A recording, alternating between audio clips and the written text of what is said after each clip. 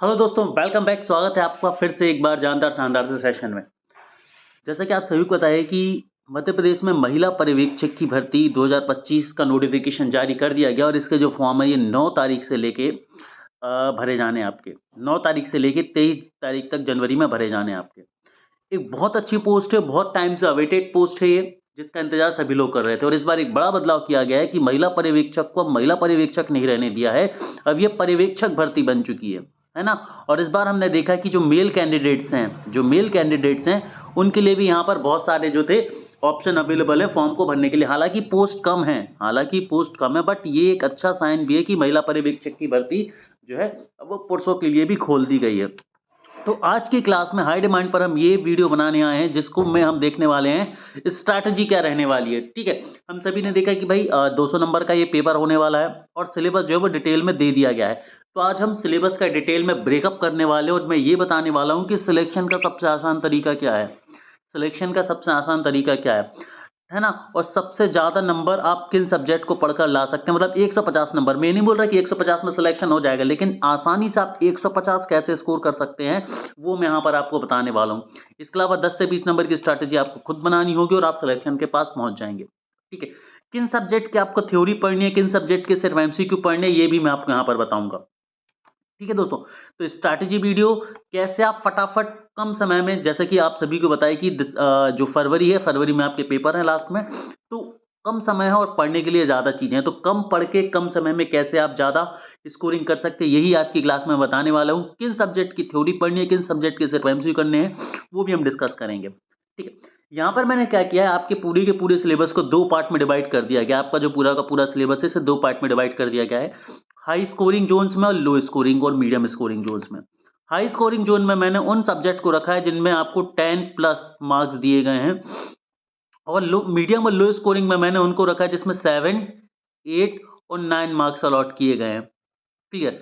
अब इनमें से हम ये देखेंगे कि किस किस सब्जेक्ट को हमें किस ऑर्डर में पढ़ना है, ताकि हम ज़्यादा से ज़्यादा स्कोर कर सकें। क्योंकि इनमें से कई सारे सब्जेक्ट ऐसे हैं जो 10 नंबर के हैं, लेकिन उनमें पढ़ने के लिए बहुत वास्ट है। कई सारे सब्जेक्ट ऐसे हैं कि 10 नंबर के हैं, लेकिन उनमें पढ़ने के लिए कम है। यहाँ पर कई सारे ऐसे कि 7 नंबर है लेकिन कम पढ़ना है, उनके लिए 8 नंबर है कम पढ़ना है, 9 नंबर है कम पढ़ना है। लेकिन कई सारे सब्जेक्ट ऐसे हैं जिनके लिए नंबर 7 है लेकिन पढ़ना ज़्यादा है। तो एक स्मार्ट स्ट्रैटेजी में देने वाला हूँ कि पढ़ना किसे है और अवॉइड किसे करना है। क्लियर।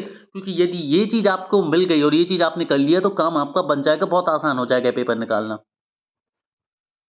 तो यदि यहां पर हम बात करें तो मैंने हाई स्कोरिंग जोन में 1 से लेके 11 तक 11 सब्जेक्ट को रखा है। ठीक है, आप सही को पता है कि आपका जो पूरा का पूरा सिलेबस है ये A B C D 4 part में डिवाइड है।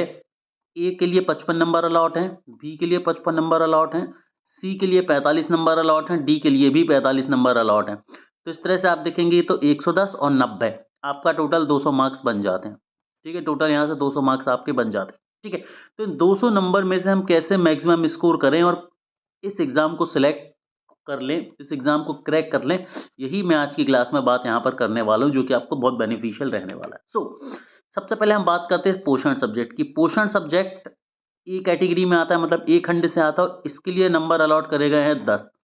वही हम बात करें विभागों की विभिन्न योजनाओं की, इसके लिए 10 नंबर अलॉट करे गए हैं। नियम अधिनियम के लिए 10 नंबर अलॉट करे गए हैं। सामान्य गणित के लिए 10 नंबर अलॉट करे गए हैं। रीजनिंग के लिए 10 नंबर अलॉट करे गए हैं। अपठित गद्यांश के लिए 12 नंबर अलॉट करे गए हैं, और इसमें 2 गद्यांश आने हैं, मतलब और हिंदी में आना है, पढ़ना और आंसर देना, तो सबसे आसान है। विकास के अवधारणा एवं पंचवर्षीय योजनाओं में विकास, यहाँ पर आपको 10 नंबर दिए गए हैं। बाल विकास का परिचय, यहाँ पर 12 नंबर आपको दिए गए हैं। यहाँ पर आपको बात करें शाला, ये साल लिख गया, ये शाला है, स्कूल है ना, शालापूर्ण में, इसमें 12 नंबर अलॉट किए गए हैं। यहाँ पर आपको 10 नंबर अलॉट किए गए हैं, और बाल देखभाल एवं संरक्षण यहाँ पर 11 नंबर अलॉट किए गए। तो यहाँ पर यदि आप देखेंगे तो 10, 20, 30, 40, 50, 60, 70, 80, 90, 100, 110 और 1, 3, 5, 110, मतलब 115 नंबर तो यहाँ पर आपके सीधे सीधे इन हाई स्कोरिंग से ही बन जाते हैं। अब लेकिन जरूरी ये नहीं कि इन हाई स्कोरिंग में से सभी में से आप नंबर ले पाएंगे। अब मैं पहले तो ये बाइफरकेट करने वाला हूं कि इन हाई क्वालिटी वाले या हाई मार्क्स वाले जो नंबर्स हैं, हाई मार्क्स वाले जो टॉपिक्स हैं, इनमें से कौन से ऐसे टॉपिक है जहां पर आप कम पढ़ के या सिर्फ आप एमसीक्यू करके बहुत इजीली जो है सिलेक्शन ले सकते हैं। तो सबसे पहले हम बात करें पोषण विभागों की योजनाएँ। ये 2 सब्जेक्ट ऐसे हैं जहाँ से ये 2 पॉइंट ऐसे जहाँ से आप 100 मतलब 10 में से 10, 10 में से 10 ले पाएँगे। वहीं पर हम बात करें नियम एवं अधिनियम, तो नियम एवं अधिनियम कुछ निश्चित नियम एवं अधिनियम है और इनको आपने पढ़ लिया, तो यहाँ से नंबर आप इज़िली ला सकते हैं। सामान्य गणित और सामान्य रीज़निंग, कई सारे बच्चे इस चीज़ से बोलेंगे कि सर ये चीज़ गलत है, लेकिन रीज़निंग और मैथ्स में आप 20 में से 20 स्कोर करेंगे ही करेंगे, क्योंकि मैथ्स और रीज़निंग जो है वो बहुत ईज़ी आने वाली है, बहुत ही ज़्यादा ईज़ी आने वाली, तो ये तो 20 में से 20 चाहिए ही चाहिए। ठीक है? क्लियर, ज़्यादा कुछ खास नहीं यहाँ पर आने वाला है। अपठित गद्यांश 12 में से 12 नंबर आप स्कोर बहुत ईज़िली कर सकते हैं, ठीक है? और इसको तो पढ़ने की भी ज़रूरत नहीं है आपको। विकास की अवधारणा एवं पंचवर्षीय योजनाओं में विकास, मैं बोलूँगा कि इसको थोड़ा-सा अवॉइड करके चलें, क्योंकि इसमें कंटेंट बहुत ज़्यादा है, मतलब इस 10 नंबर के लिए आपको ना बहुत ज़्यादा मेहनत करनी पड़ेगी। तो विकास की अवधारणा एवं पंचवर्षीय योजनाओं का विकास जो है, इसको थोड़ा-सा अवॉइड करके चलेंगे आप लोग। बाल विकास का परिचय, विशेष आवश्यकता वाले बच्चे, शिक्षा पूर्ण परिचय और बाल देखभाल संरक्षण, ये जो 4 पॉइंट ऐसे हैं, ये अगेन फिर से हाई स्कोरिंग ज़ोन्स हैं। अब पहले यहाँ पर बात कर लेते हैं कि इनमें से किसे डिटेल में पढ़ना है और किसे सिर्फ एमसीक्यू के माध्यम से करना है। तो देखिए, नियम एवं अधिनियम सिर्फ एमसीक्यू करने हैं हमें। सर एमसीक्यू कहाँ से मिलेंगे? तो एमसीक्यू के लिए आपको हमारी एप्लीकेशन डाउनलोड कर लेनी है और वहाँ पर हमने जो है एमसीक्यू बहुत सारे अवेलेबल करा के रखे, आप अटेम्प्ट कर सकते हैं। सामान्य गणित और सामान्य रीजनिंग, इसके लिए हमने क्या किया है, पिछले जो 5 वर्षों के व्यापम के पेपर हुए उसके बेसिस पर हमने 1,000 क्वेश्चंस बनाए हैं मैथ्स एंड रीजनिंग के। यदि आपने इनको देख लिया, इन क्वेश्चंस को अटेम्प्ट कर लिया, तो यहाँ से आपका काम भी बन जाएगा। क्लियर? मतलब क्या होता है, देखो मैथ्स और रीजनिंग में आपको सिर्फ बेसिक बेसिक पढ़ना है, ज़्यादा कुछ नहीं करना है, और इन 1,000 क्वेश्चंस के माध्यम से हम चीज़ें आपको कवर करा देंगे। अपठित गद्यांश में आपको भाई 5 से 10 बस अपठित गद्यांश की प्रैक्टिस कर लेनी है और कुछ नहीं करना है। ठीक है? अब बारी आती है पोषण। पोषण आपको पढ़ना पड़ेगा। विभाग की योजनाएं, ये अगेन आप एमसीक्यू के माध्यम से पढ़िए, सिर्फ और सिर्फ एमसीक्यू के माध्यम से पढ़िए। ठीक है? इसके अलावा शाला पूर्ण, ये शाला है ना, स्कूल, शाला पूर्ण शिक्षा परिचय, बाल विभाग एवं बाल देखभाल एवं संरक्षण, इसे आपको थ्योरी में पढ़ना है। इन दोनों को आपको थ्योरी में पढ़ना है। पोषण को आपको थ्योरी में पढ़ना है। तो ये इतने सब्जेक्ट हैं जिन्हें आपको थ्योरी से कवर करने, और ये जो सब्जेक्ट हैं जिन्हें सिर्फ आप एमसीक्यू के माध्यम से जाएंगे तो आपका काम जो है वो बन जाएगा। ठीक है? आपको बहुत डिटेल में पढ़ने की जरूरत नहीं है। यहाँ पर मैं आप सभी के लिए बताना चाहूंगा कि हमारी ऐप पर हमने एक कोर्स लॉन्च किया है जिसकी प्राइस हमने रखी हुई है सिर्फ और सिर्फ 299 रुपीज़, और 299 रुपीज़ में ये सारी की सारी चीज़ें हम आपको बहुत डिटेल में अवेलेबल कराने वाले हैं हमारी ऐप पर। ठीक है? तो यदि आप महिला पर्यवेक्षक की तैयारी कर रहे हैं और आप इस एग्जाम को क्रैक करना चाहते हैं एक अटेम्प्ट में, बचे हुए सिर्फ 1 से 1.5 महीने के समय में, तो आप हमारी ऐप को डाउनलोड करके हमारे कोर्स में एनरोल कर सकते हैं। इस कोर्स के बाद डेफिनेटली आप अपने सिलेक्शन को पक्का करेंगे किस सिस्टमैटिक और स्ट्रैटेजिक वे में। दोस्तों, अब यहाँ पर बात करते हैं मीडियम और लो स्कोरिंग सब्जेक्ट के लिए। तो मीडियम और लो स्कोरिंग सब्जेक्ट ज़्यादा है, इसलिए मैंने इसको यहाँ पर ना लिखते हुए मैंने इन्हें रखा हुआ है आगे की स्लाइड में, उसे समझते हैं। उससे पहले देख लीजिए, एक बार मैं ये जरूर बोलना चाहूँगा कि देखिए, रीजनिंग और मैथ्स, इस पर फोकस आपको करना है। भले ही आप नॉन मैथ्स बैकग्राउंड के लोग क्यों ना हो, लेकिन रीजनिंग और मैथ्स आसान आने वाला है, और यदि आप मेरे साथ अगले 30 से 40 दिन प्रिपरेशन कर लेते हैं, तो मैथ्स और रीजनिंग में आपका डब्बा गोल भी क्यों ना हो, फिर भी आप यहाँ पर 20 में से 20 नंबर लेके आएंगे, मेरी गारंटी आप सभी के लिए। ठीक है? चलो, अब यहाँ पर हम बात कर लेते हैं बाकी सारे सब्जेक्ट के सिनारियो को लेकर। तो यहाँ पर पोषण हमने देख लिया था, पोषण जिसमें आपको 10 नंबर आने वाले, और पोषण में क्या आने वाला है, संतुलित आहार, मैक्रो एवं माइक्रो न्यूट्रिशन, जिसमें कैलोरी, प्रोटीन, विटामिन, सुरक्षा, खनिज तत्व जैसे आयोडीन, विटामिन ए एक्सेट्रा। तो बस बेसिक सी चीजें हैं, हल्का सा साइंस है एक तरह से, तो ये इजीली कवर आप कर लेंगे। अब बात करते हैं हम जीवन की विभिन्न अवस्थाओं में पोषण। ये 8 नंबर का आने वाला, और इसमें आपको बहुत कम पढ़ना है, जैसे किशोर अवस्था पढ़नी है, गर्भावस्था पढ़नी है, धात्री माताएं पढ़नी है, नवजात शिशु। इसमें मैं क्या करने वाला हूँ, इसको सिर्फ आपको एमसीक्यू के माध्यम से हम ये कवर कराने वाले हैं कि भाई इन हर एक वर्ड से कितने तरह के क्वेश्चन बन सकते हैं। ठीक है? यहाँ पर हमने एक स्पेशल सिलेबस डिजाइन करा है जिसमें हर एक वर्ड से इंपॉर्टेंट एमसीक्यू जो है जो बन सकते हैं, और आपको उन्हीं एमसीक्यू को कर लेना, उस एमसीक्यू के अलावा आपको एक शब्द नहीं पढ़ना, और आपका काम जो है बन जाएगा। ठीक है? तो इस सब्जेक्ट के लिए हमने एमसीक्यू बनाया हुआ है, तो इसे सिर्फ आपको एमसीक्यू बेस्ड से पढ़ना है। स्क्रीनशॉट लेके रख लेंगे कि किसको सिर्फ एमसीक्यू से काम चल जाएगा, किसकी थ्योरी भी पढ़नी पड़ेगी। ठीक है?